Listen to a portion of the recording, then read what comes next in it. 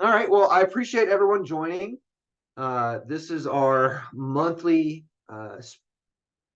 webinar that we've got through Paradigm Solutions. We started calling it the Spatial Solutions Webinar Series. And this month we've got Tom Schuin and Sara Taylor joining us from MD Anderson Cancer Center and Texas 811 respectively.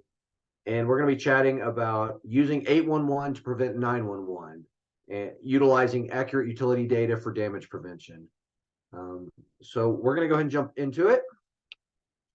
Again, I mentioned Tom and Sara. Do you guys want to quickly introduce yourselves? Tom, you want to go first?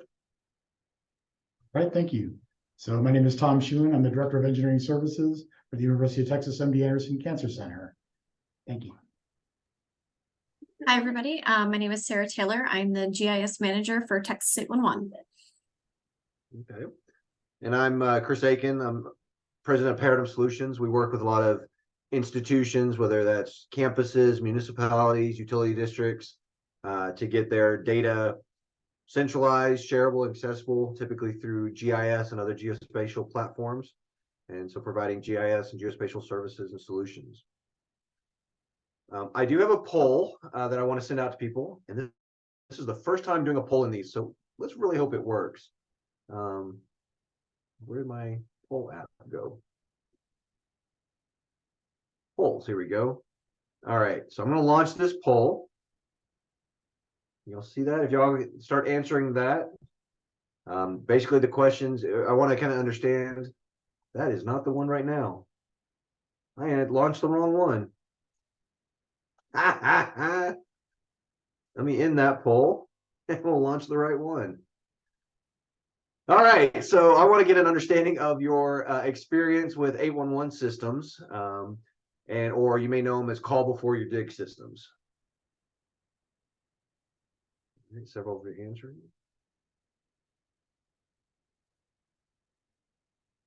Okay. That a few more seconds. So basically, it's you don't really know what 811 system is, or the call before you systems. You know what 811 is, but you're not a member of it, or you're not utilizing it. The other one is you know what 811 is, and you are a member. Okay, so we've got about, I think that's good. We'll go ahead and end that. I'm going to share the results of that. You can see that correctly, right?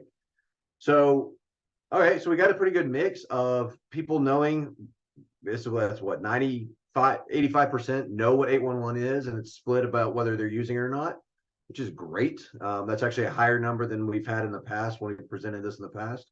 But I do still see a concern about 50% of our people don't use it.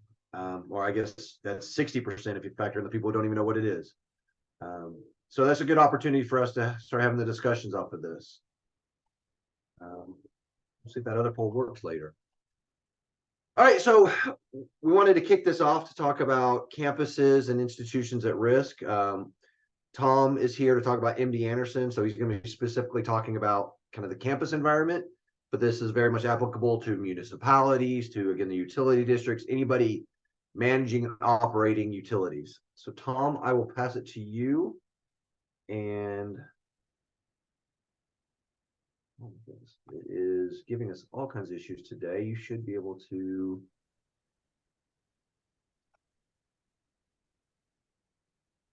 I apologize, guys. We're having technical issues. All right, Tom.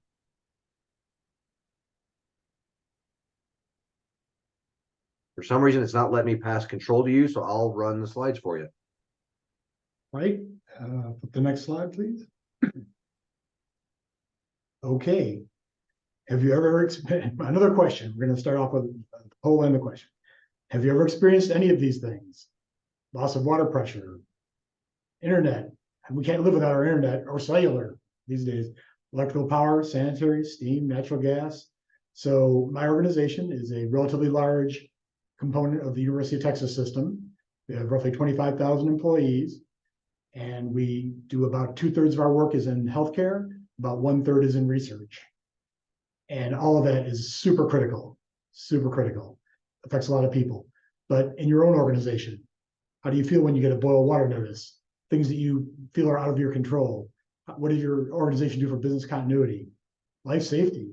We invite several thousand visitors to our campus daily. What do we do if something goes wrong, right? Unhealthy operations. We have some rather draconian federal accreditors that like to see us perform well and not do silly things and not harm people or animals or anything else. So a lot of pressure in that area. Environmental issues. Hey, they happen all the time. We get the city of Houston is a non-attainment zone, so we have lots of folks watching us. Anyway, that's just some questions to ask yourself as I'm going through my portion of the presentation. Next slide, please, Chris. I have to admit, most of these pictures came from my colleagues because they have way better stuff than I have. And well, I'll speak a little bit about each of these items. The burning backhoe. Actually, I have never seen that picture other than using it in this presentation, but I have seen that event. And a backhoe digging up a gas line. We, believe it or not, the utilities don't want you hitting their stuff. Sarah's going to elaborate on that in a little bit here, but they really don't want you hitting their stuff. Anyway, and so the water leak, this is actually a true story told to me by someone from the water system here in Houston, that a contractor hit a 110-inch distribution main that comes into Houston from the east and flooded a third of the downtown area. You can actually fact check that by looking by Googling it and finding the stories that were written about that. Anyway, we don't like losing water. The city of Houston, I believe, is the last in the nation to have a break tank requirement. That is for fire and for potable water. Actually, the potable water one has already gone away, and the fire water one is going away in this current biennium. But they were one of the last, or the last, to have a requirement to have break tanks. That is storage on site should something happen to the supply.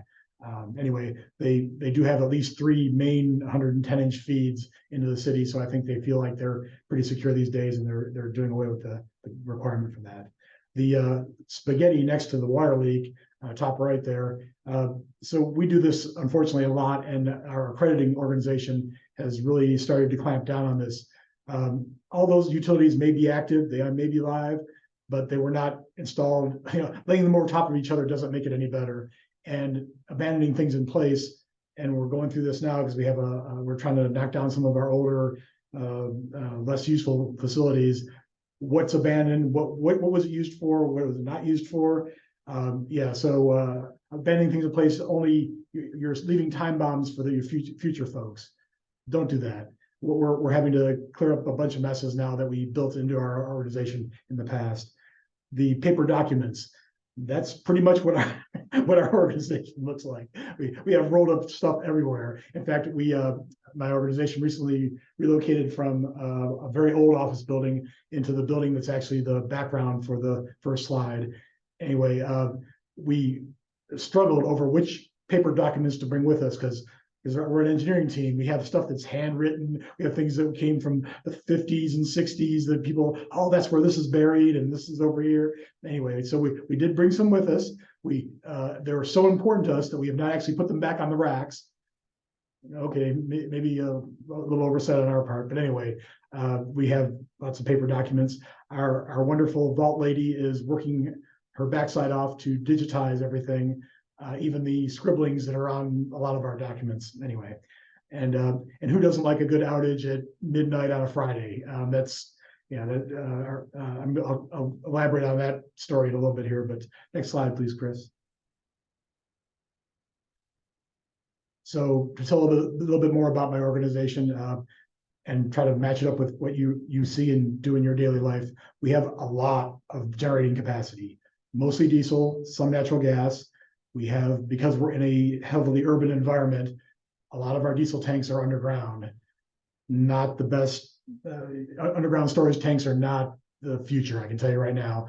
And in our environment where there's a lot of heat and humidity, the bugs grow in the diesel fuel, and we have to have it cleaned and because we have so much of it, and turn it over so slowly until there's a main event, a big event. It takes a lot of maintenance to keep up with that sort of thing. We do store, because our buildings were all built while the requirements were still in place. We do store and treat potable water on our northern part of our campus, which is where most of our healthcare is done. We actually can pump potable water around between the large buildings. And it's in an urban environment, that's quite a challenge. And of course, there's only a single pipe going between any one building. So it's not a grid network. We can't pump a different way. Very, very interesting. Sterilizing, cleaning, very important to our operation, especially both our research and our clinical operations, very important. Where does our liquid waste go? The sewers. Again, the city of Houston is a non-attainment area. They're very sensitive to what we put in the sewers. Our environmental health and safety folks have a no pour policy, as most organizations do. Do we always adhere to it? I speculate we don't, but I have no evidence of that. So the city has sewer monitors all around the Texas Medical Center. I'm sure they would let us know if we fail. How does your organization communicate? So we've had a few near misses recently, and we have several redundant communication systems. It's interesting how different people utilize those systems. I encourage you, if you've never done a tabletop, to get your leadership team together and do one, or at least somehow practice, because what happens in real life and what you think is going to happen in real life isn't always the same. And we've had some interesting discussions. Well, so-and-so knew about it 4 hours ago. Well, they put it out on this network. Well, yeah, you have 3 different networks. No one's actually looking at that. Someone should practice with it. Anyway, so just anecdotally, you need to work on that. Next slide, please. All right, so some of the continuity of operation plan. What is your contingency? Have you ever asked yourself that question? If you haven't, you may be the problem. Anyway, I'm just kidding. So anyway, but we have one thing my organization does very well is planning. And again, we are held to a slightly higher standard by our accreditors and our state and the system office in Austin. So having better information is super important. We are, and this is part of my full disclosure, we are a member of Texas 811, and we use contractors to do our locates. We are trying to work with Chris and his organization to improve the data that Texas 811 has. And our organization is waffling and has been slightly distracted, but we are moving forward with projects, a pilot project, to improve the data we have with Texas 811. And we hope Chris will be a part of that. But some of the other organizations, and one of the reasons we put this presentation together originally is sort of self-defense for me.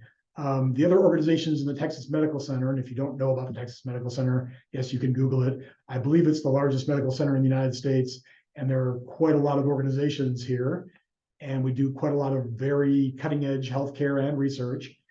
And it was put together, the original presentation was put together, for me anyway, as self-defense. I want my fellow organizations in the medical center to be as proactive as we're being and put their stuff in the system as well, because you're only as good as your neighbor.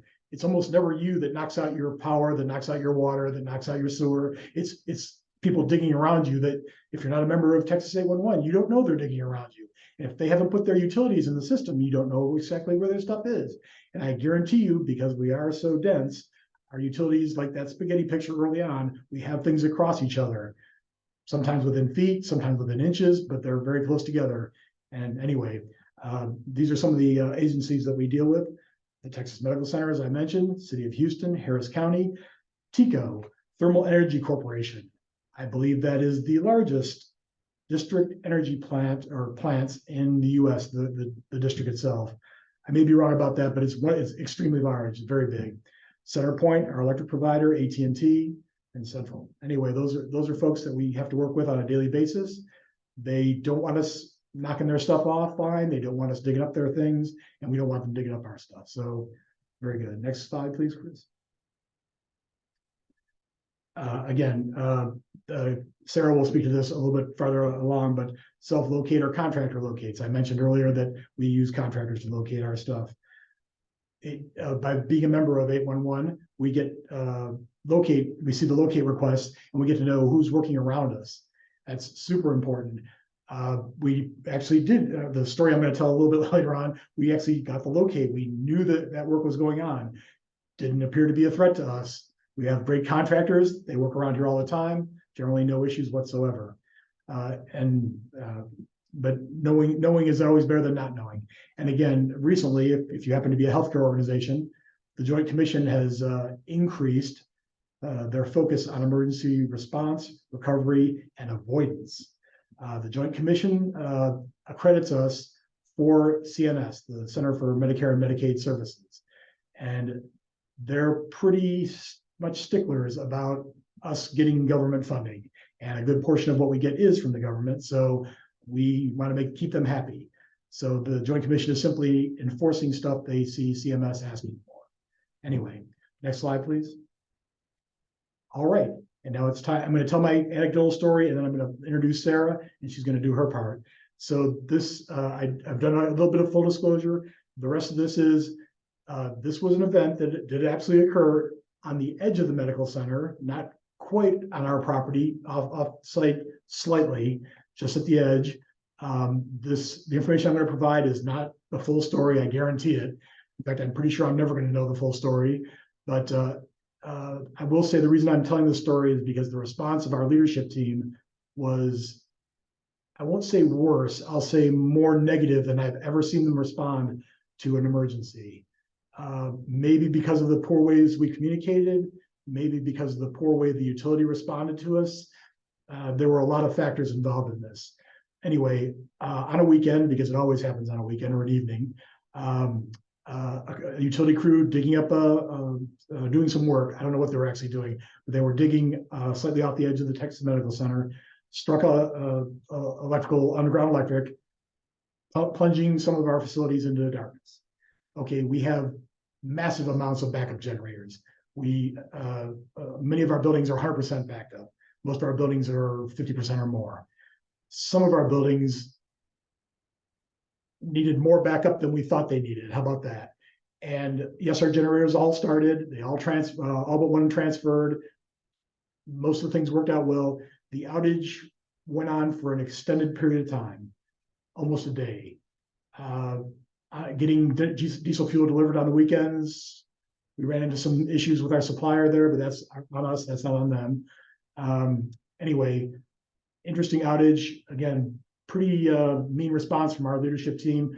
Again, I think it was more of how we were communicating and the information wasn't available for us to get and communicate to them. Fortunately, the outage ended. It was extended, but it ended eventually. Cooler heads prevailed. We asked what happened. We got one story. A little bit later on, we got another story. And then the story that stands currently is that this line was marked. The problem was that in a previous event in that same area, someone had drug the wire that marked that utility off of the utility by around 15 to 20 feet. And so I'm not sure if that's actually accurate. That's third hand and no way of confirming that. But I will say that the electric utility covered, I'm not saying they covered it up. They quickly went silent and said they would take care of all the costs. So it makes me think that, yeah, there's something more there than meets the eye, but that's for the folks at our electric provider to figure out. Anyway, I just wanted to tell that story. And so Sarah's organization is something, and any of the organizations in your area that do similar work are definitely worth investing in. And now please take it away, Sarah. Thanks, Tom. I appreciate all that. So I'm here to talk about the 811 piece. So just, everybody here has some understanding, about 80% of us have some understanding of what 811 is. So 811 is a federal mandate that is implemented down at the state level. So the 811 system in your state may vary, but in the general terms, it is the system to notify utility owners that you are planning to dig or actively digging in their vicinity. So for the utility owners or utility operators, the requirements on your side is to have your utilities mapped and submitted to our system. So what you consider the level of your mapping isn't necessary to bring into that part of the process at this point. So we'll talk about that a little bit later. But at a minimum in most states, the requirement is to register anything that is an immediate health and safety risk. So things that blow up, your gas, your electric, your things that are going to cause major risk to health and human safety. So for contractors and excavators on the other side of the system, the requirement for you all is to submit to those notifications that you're intending to dig to the 811 system so that we can turn around and notify all the utility owners in the area.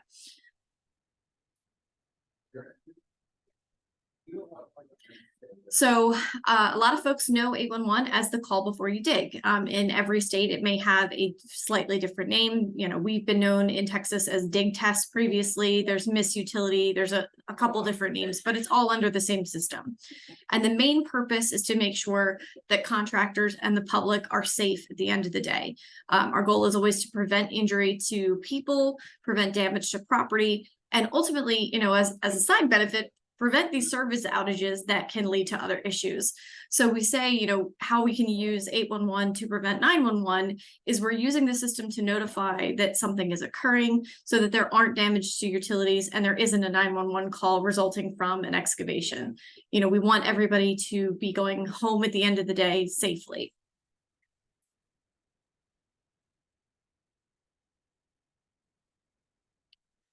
So an overview of, sorry, Chris, can you make my slide go back one? Thank you. The overview of the 811 process. We talked about a little bit about this earlier, but it starts with the contractor notifying 811 that a dig is going to occur. In each state, that varies in terms of how long they need to notify before work is occurring. In Texas, it's 2 business days. So 811 will generate what we call a ticket, which is your notice to us that work is occurring, and then we will turn around and disseminate that notification to all of the utility owners in the area. Typically, it's about a 5-to-1 ratio in terms of how many utility owners get noticed on each dig site. So it varies in terms of how utility owners want to mark their facilities. Tom talked about this a little bit earlier. But you can locate your own utilities. You can have a contractor locate them for you. You can also have private utilities located by a separate company. So there are lots of options in terms of that. In some states, mapping can be submitted in lieu of a locate. So if you have high quality survey grade or SUE level accurate mapping, you can submit that in lieu of a physical locate in some states. So a little bit about Texas 811, since that's where I work and that's what I'm here to talk about today. So we are a nonprofit founded in 1984. We are the largest 811 notification center in the US because we're in Texas and everything's bigger in Texas. But we have over 2,000 utility owner operator as members in our system. And last year we sent out more than 26 million notifications of work occurring. So that equates to roughly 1 notice sent every second. So it's a massive system, and that the system works when we are able to get these notices out and the utilities are located safely. We're not getting as many reports of damages. There are not, sorry, I lost my train of thought for a second. We're not getting the reports of damages, and we're preventing loss of life and all of the things that we're looking to do. We do see issues with the occasional when folks do not contact 811. So I will get on my soapbox for a second to make sure that regardless of the type of digging you're doing, whether you're a homeowner, an excavator who's dug on the site before, please make sure that you're contacting 811 every time before you start digging on a project, just so we can make sure that nothing has changed and so that everyone is aware that the work is occurring.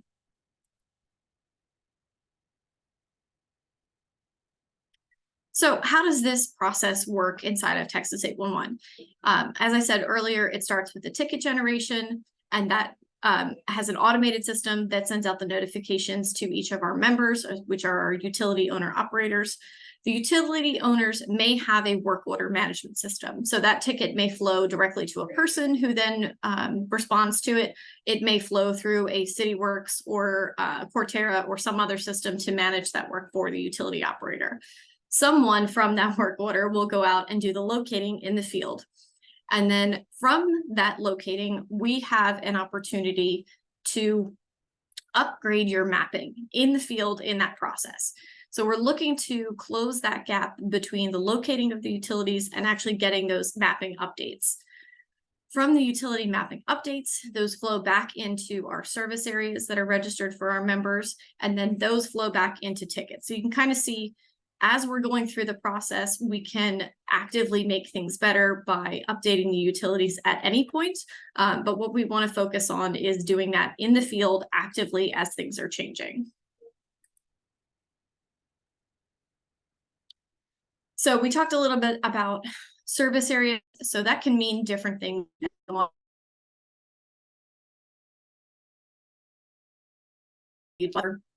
Are based on the accuracy of your GIS data. So we always say, don't let perfect get in the way of progress. We want you to register the utilities that you have. In some cities, they don't have great GIS data, so they'll register their entire city limits. That's fine. You'll at least receive notices in that case. But we want to work towards getting that information and as much as. So you can see in the graphic here, we kind of have different radiuses around a utility line. And as you step out, that means that there is less and less accuracy around that line. So our minimum radius around an underground asset is 10 feet, and that's just for safety purposes. That is if you have SU level data, survey grade data, you're confident in the information that you have. As you step out, you may have less confidence in your data or lower accuracy. You may have a larger buffer that goes anywhere from 20 feet to 150 feet.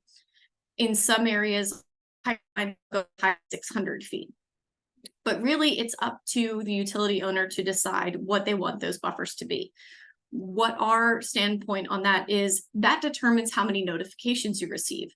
So the more refined your data, the more accurate your data, the less waste you're going to receive from the system. You're only going to receive a notice where work is actually occurring versus maybe receiving a notice from down the road because you have a larger buffer on your data. So we've equated increased accuracy on your data to reducing your ticket volume by up to 30%. So that example, something like a city covering their city limit.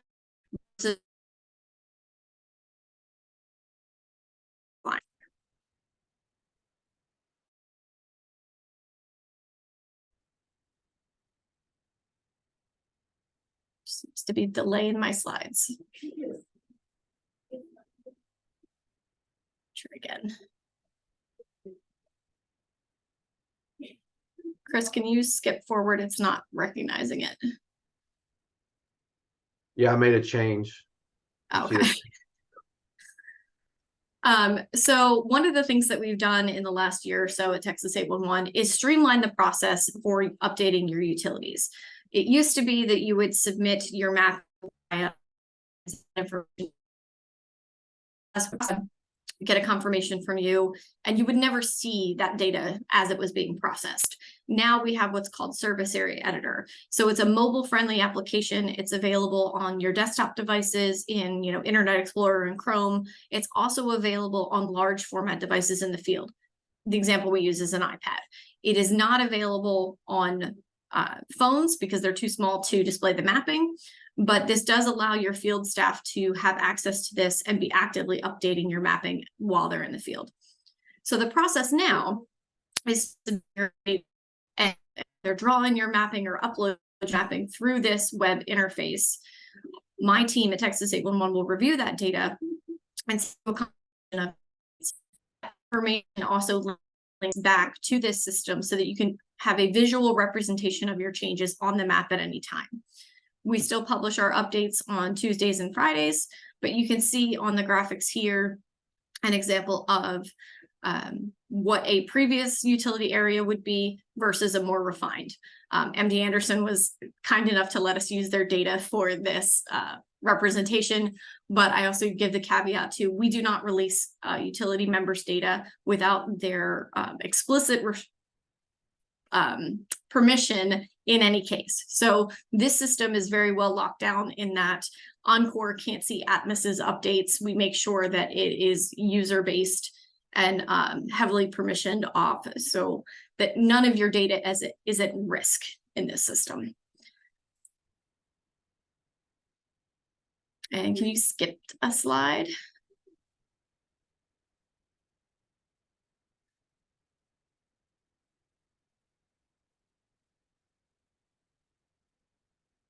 So we at Texas 811, obviously we're a nonprofit. We have a lot of resources in terms of our GIS team, but we do not have the necessary resources to help you really get your GIS data in a good place. We can manage the updates that you have, but if you're lacking centralized utility data, you would like to increase your accuracy. We have developed partnerships with several different contractors, one of whom is presenting with us today. Thank you, Chris. You work with them to get your utility data up to date. They're aware of all of our requirements and the things that we're looking for, and they can give you more GIS information that you can use in-house. You know, we're not looking for your individual valves or what the depth of your lines are, but that is something that an outside contractor can help you with. So with that, I will hand it back off to Chris. All right, thanks, Sarah. Thanks, Tom. And first off, I apologize if anyone else has experienced some technical issues. It feels like things are kind of lagging today. So if I have any lagging on my video, Tom, Sarah, if you can let me know, and I can pause or whatnot. We have had some questions come in. I think we'll kind of address those maybe in this next part or towards the end. But if you have any more questions, feel free to throw them in the chat directly to the host, and we'll address those. So Tom walked us through that initial, kind of the very big picture of how important your utilities are to your facilities, to your operations. And again, whether you're operating a municipality, an entire utility district, a campus, a hospital, a university, you have people that are reliant on you and those utilities. I mean, Tom told the story of hitting the electrical line. I could just imagine all of a sudden a hospital going black. You had the generators going down, but the issues that come up with that. Now we're talking some serious risks that come with that. And then Sarah got us into, well, now that we start understanding the need to get those information, the criticality of those utilities, 811 provides a mechanism to get that data to help us reduce that risk of people hitting those in the field and coordinating that that process. And one thing that Sarah said that I just kind of really stood out to me, it's the first time I've heard it, is that the 5-to-1 ratio. So keep that in mind. So every time somebody's digging in the field, around average, 5 different entities are being notified that there's some digging going on. And whether that's your electrical, your telecom, the gas, the water, anybody like that. I mean, it's 5 different entities that could be affected by every dig. So I wanted to dive a little bit more into how do we get this data accurate? How do we get it built and centralized and to ensure we have a good utility network so that you can start utilizing 811 and start reducing some of this risk that Tom was talking about. So a common issue that we see, and Tom touched on this a little bit, is data at these organizations, and I see it all the time with my clients of this. It's very disconnected, inaccessible, or inaccurate data. Tom mentioned the plan rooms, and we've all seen those huge plan rooms full of rolled up documents. And one of the biggest problems with that is, first off, we're not even sure if we're grabbing the correct plan. Those something was built in the 70s, but then it was updated in the 90s, or some new construction that was happening around it. And well, if you grab the plan from the 70s, you don't see the updated plan information. And sometimes that plan from the 90s doesn't show all the original information. It just somehow didn't make it to the new plan.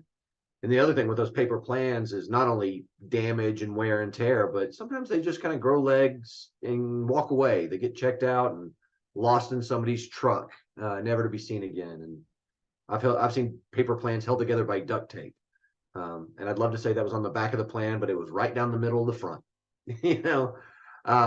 So there's a huge risk with that. And so paper plans, that data may be stored in CAD files, which is great. We're starting to think about digitizing that.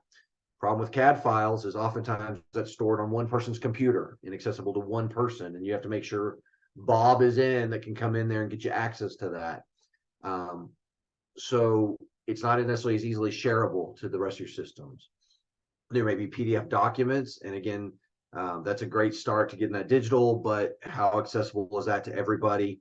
How useful is that? Different versions of this data, I touched on it. You may start having red line markups. I've seen markups on the back of a cocktail napkin, where somebody's starting to make these notes of this. And then I say every organization's got a Fred who's been there for 40 years and knows where all the bodies are buried. And at some point, Fred's going to walk away. He's going to win the lottery and you're not going to see him again, or he's going to retire. And I think there's a lot of institutions dealing with that post-COVID, with a lot of the early retirements that were going on, and Fred's gone, and all that institutional knowledge that's in his head went with them. So the goal off of this is to start taking this data and putting it all together in a place that we can start getting access to it. And a common means to do that is through GIS, Geographic Information Systems. So start mapping out these utility information. So start getting that built and centralized so that we can start not only have a complete view of that, but then also having mobile access to this information. So that's kind of the end goal with all this, is to start putting this together into this common GIS platform that you can use across your organizations and sharing it with other entities, including 811 or your contractors. So I do have another poll here. Let's see if it works, given that I did it earlier. I can relaunch it. All right. So on your utility data, are your utilities currently mapped and accurate in a GIS system? So the questions are, the utilities are not mapped. They're spread out in all those different systems that we talked about, paper plans and whatnot, CAD files. The utilities are mapped, but you're not confident in their accuracy. The third one is the utilities are mapped and you have very high accurate data. You're very confident in those locations. Or you're somebody just watching and you don't operate, own, or manage utility data. So I'm curious to see how people's data is currently structured and how well they've got that built. Got a few more trickling in. Okay. All right, I think we're good. So let's take a look at this. So it looks like, if you can see that, we've got, it's pretty even split across the board, it looks like. About 20% are not in a GIS. They're not mapped. They're all very disconnected and spread out. I like seeing a lot of these are in GIS, but it looks like about half of those are not confident in the data. Some have very accurate data, which is great. And then another quarter, maybe these are utility contractors or whatnot, or people not involved in operating this. Interesting spread off of that. I like seeing towards the GIS side. Obviously, we want to address the confidence and the centralizing of that. That down. All right, so to talk to those who don't have that data accurate, built into the GIS, let's kind of start first diving into how to get that into there. First thing I say is gather whatever you've got.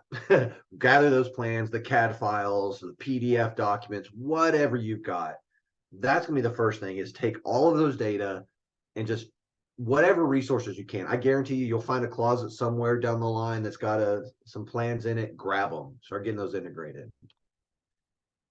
Bare minimum, I say, if you do nothing else, you don't even talk about centralizing all this data. This is a little side thing, is take those paper plans you got and scan them. Bare minimum, get them into a PDF so that they start getting documented, so they start getting archived.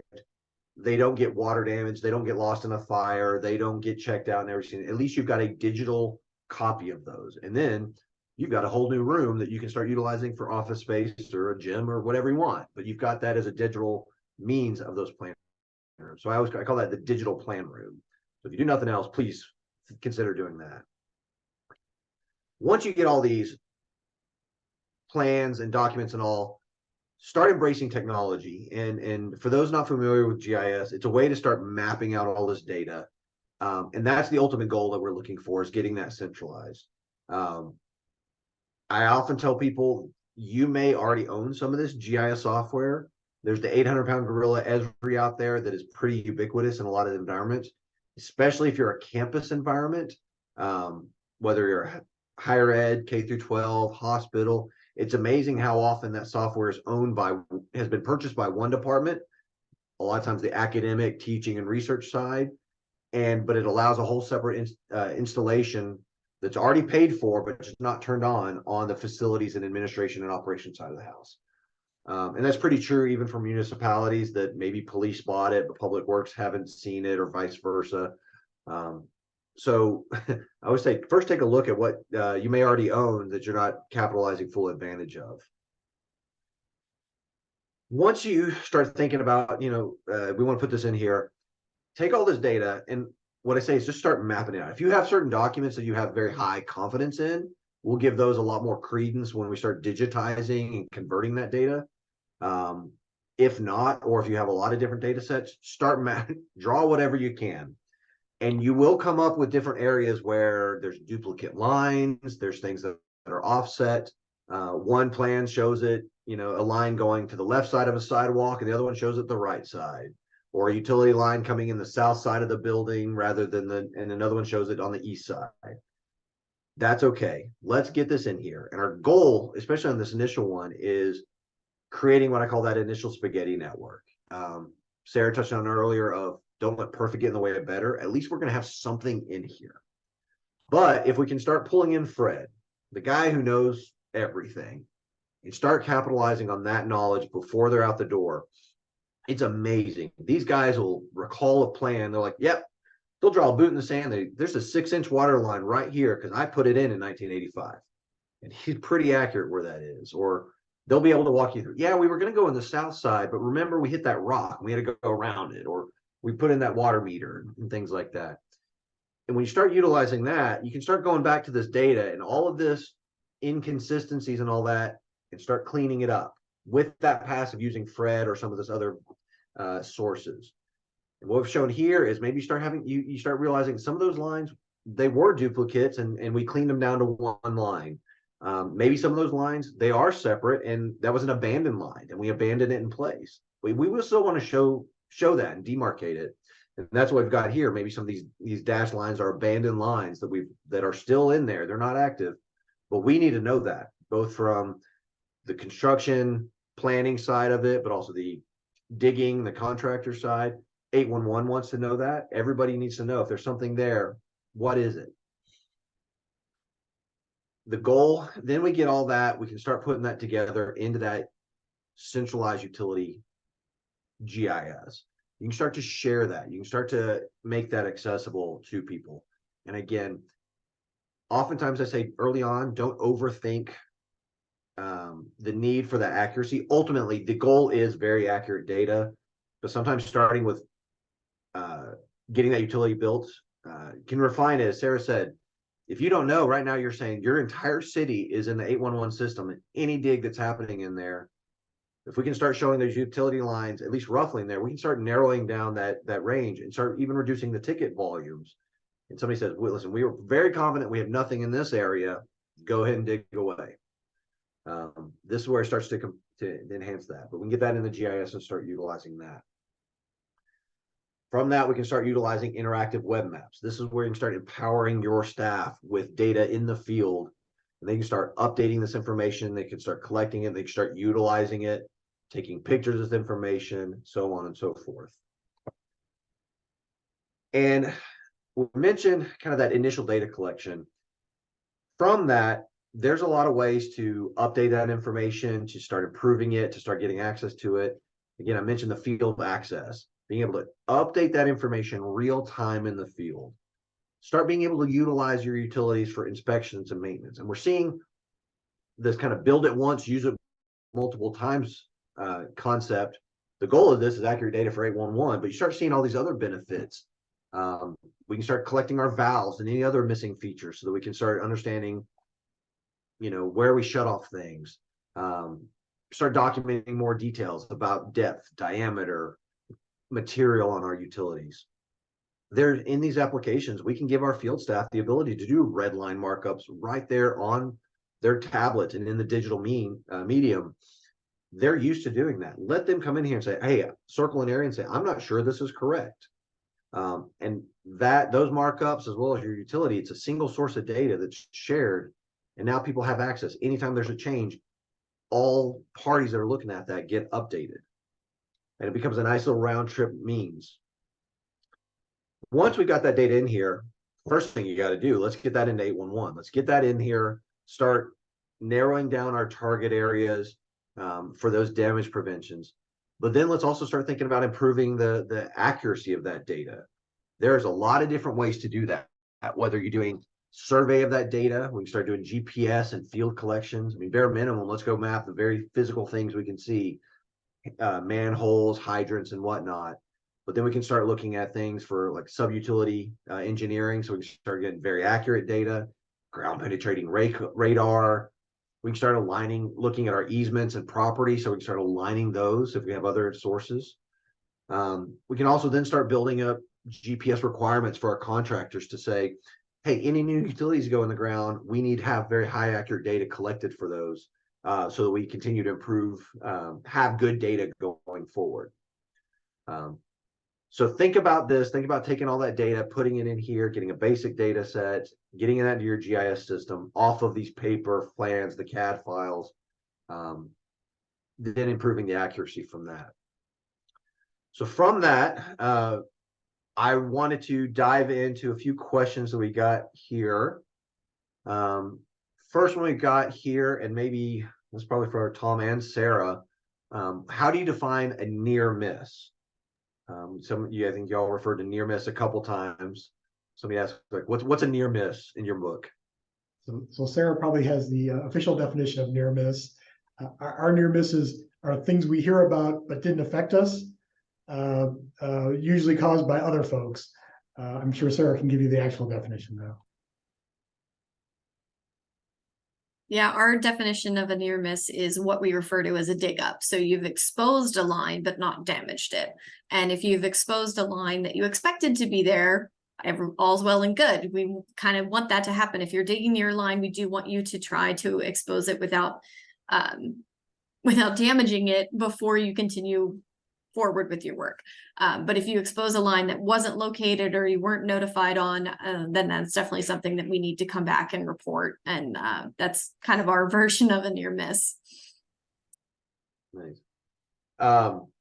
While we go through these questions, if anybody else has questions, feel free to throw them in the chat to the host, and we'll kind of go through and address them as we can.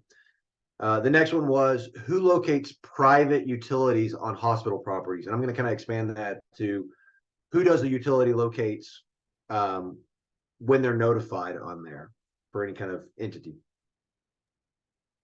So Sarah gave the actual answer, but for us, we use a contractor to do our locates on our property, on our private utilities. And that's a great question, because there's definitely a difference between utilities that are in the public space or the public right of way and utilities that run, you know, from your meter to your house, or from the main line to your house. Those are considered private utilities if they're on private property, and typically private facilities will hire someone specifically to locate those utilities if they're operating near those. They still have to be reported, but they get located in a different manner. Okay.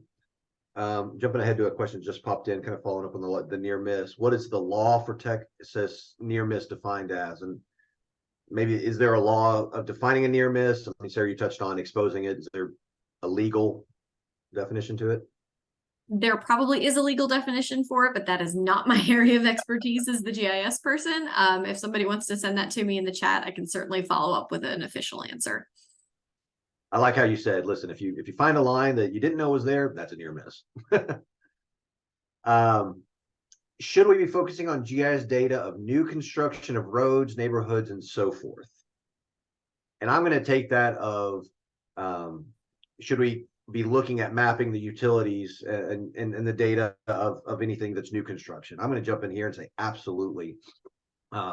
What you want, I would say, you draw the line in the sand and you start getting everything built as best as you can, or start getting that mapped and documented as best you can up to where you can.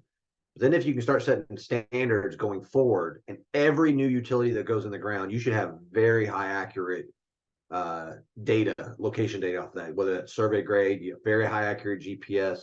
You have a beautiful opportunity while those utilities are put in the ground, the pipe is exposed. And I've done this with several clients. We start enacting practices that as those pipes are laid, we're out there with a team to collect that information, and you can almost in the GIS see that utility grow. And I'll tell you, we've seen a couple benefits outside of the data quality, where the contractor, maybe the electrical line was supposed to go this way and it ended up going this way for whatever reason. By watching it grow, you guys, whoa, it's off track and it can't go here because we're about to put an electrical transformer there. We can't have the water line going there. And so they can go and dig it up, put it back where it's supposed to go before it's covered and buried and forgotten about. So I would say absolutely be thinking about new construction while they're being built. That's your golden ticket to collect this information.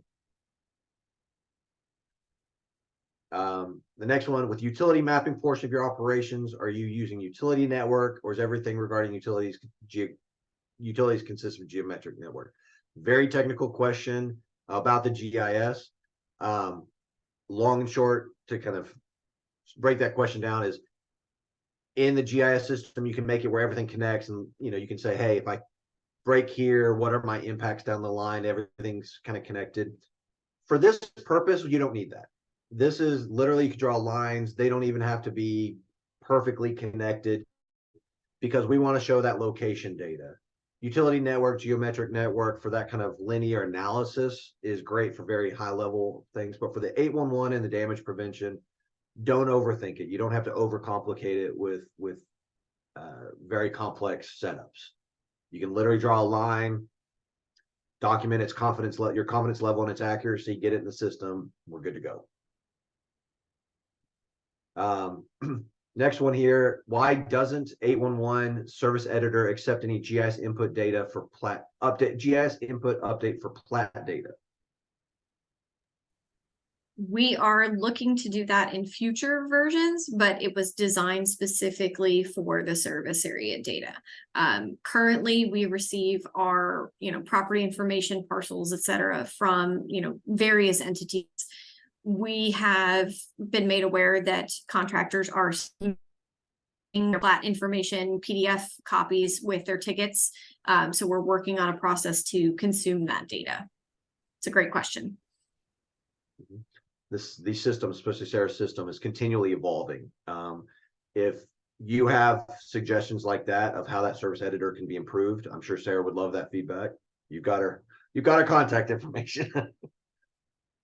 The next one here, the field problem is being able to locate lines that have no tracer wires. We need better refined locating equipment that can give us great visual of what is below. Absolutely. That's a hard part, is once it's in the ground, especially the older things that don't have tracing wires, or they're, they're convoluted when they start getting mixed up with other ones. Or I'll tell you of a client that I was dealing with that they knew they had a water line. He goes, I know it's 15 feet down because it takes me a 15-foot pole to reach it, because I don't know where it comes from or where it goes, but I know if I turn it to the right, water comes out over there. If I turn it to the left, water comes out over there. That's about their only knowledge of it. How do you locate something 15 feet down? You got some serious complications. So this goes back to the collect it when you build it is your ideal. You can't do anything with stuff that's already in the ground, but as you start exposing pipes with other new constructions or some other digging that's going on, if you start exposing it, it comes across all the time. You're following a water line, and everything that crosses it, you have an opportunity to start getting more positional accuracy, even on those cross points. Mm-hmm. But you're absolutely right. There's only so much you can do with stuff that's already in the ground that wasn't documented. But there are some really fantastic technologies out there now. One of the ones that we've seen is it's basically a cart that has multiple technologies built into it. GPR, seismic meters, everything under the sun. I think there's 7 different technologies on this one piece of equipment that is basically pulled along a right of way, and it will map out what it can see underneath. So that, in combination with your as-built, your field knowledge, can more effectively map out what's there. But I always say tracer wire is great until it doesn't work, until someone cuts it by accident or it degrades. So we definitely want to make sure that we've got these things mapped as they're going in the ground whenever possible, remapped when they're being located if something's changed. But there are technologies out there to be able to locate things in the field. It just requires more than, your standard locating equipment. Mm-hmm. talking about that, I was kind of saying, you pay for accuracy. You're gonna have to pay for different levels of accuracy. But that being said, I had a client that had made a great comment that, by not only building the data, but then getting accurate, he goes, just documenting that into a system. If we prevent one instant of a damage strike, it pays for itself.